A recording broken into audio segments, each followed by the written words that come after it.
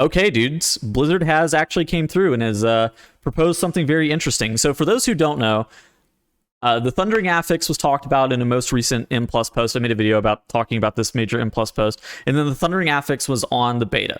In Blizzard's blue post talking about M Plus and what Season 1 was going to look like, they alluded to the fact that Thundering was not finished, was going to see more iterations, and then players were going to have to probably test something later. It wasn't going to be the most impactful seasonal affix, and so that they just wanted to have something on the beta for players to test.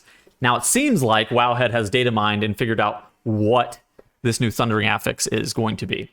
And now there are no dungeons currently on beta for testing, but hopefully this week, if dungeons are again available for testing, this new Thundering Affix will be present and we can actually get some clarification on some things. But let's talk about what the new seasonal affix is. Thundering. Razgath marks players with Mark of the Wind or Mark of Lightning, granting them a 15% damage and healing done increase for 15 seconds. Coming into contact with the opposing mark neutralizes the effect on both players.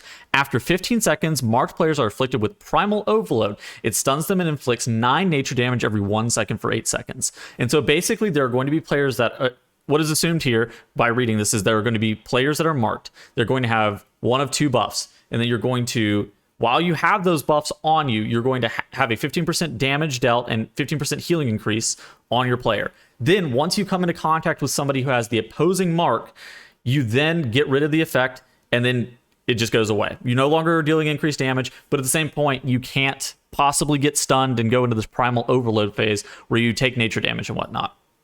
There's a couple of questions that I have in regards to this. So immediately whenever I read this, I was like, is this going to be on 4 players? Is it going to be on 5 players? Is this going to only be on 2 players? Like, what is the situation with this?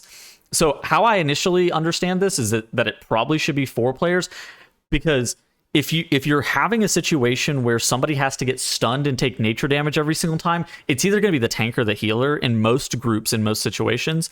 And having a situation where your healer and your tank get stunned every so often whenever the Thundering Affix comes out, it's really interesting. Also, something that Wowhead posted on here is periodically Razgath will cause a storm that players will have to dodge assumed swirlies to avoid damage and getting stunned. Then players will be affected by Mark of the Wind or Mark of the Lightning. Now, something that I don't fully understand whenever they say that is, like, it's not attached to the spell, but does that mean that the like dark lightning mechanic is going to be staying, like this mechanic where we are getting these swirlies out? And so like after this storm, then do players get affected by Mark of the Wind and Mark of the Lightning and have to contact their marks? That's something I'm really interested to see how it impacts the dungeons.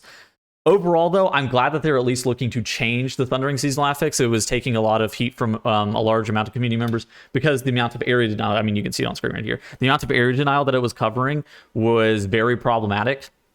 But now it seems like it has a little bit of a kiss curse effect to it, where you're able to get a damage bonus. You can game the amount and the duration that you're getting that damage bonus. There's a couple of questions that I need answered, like, is it going to be 4 players? Is it going to be 5 players? Is it only going to be 2 players?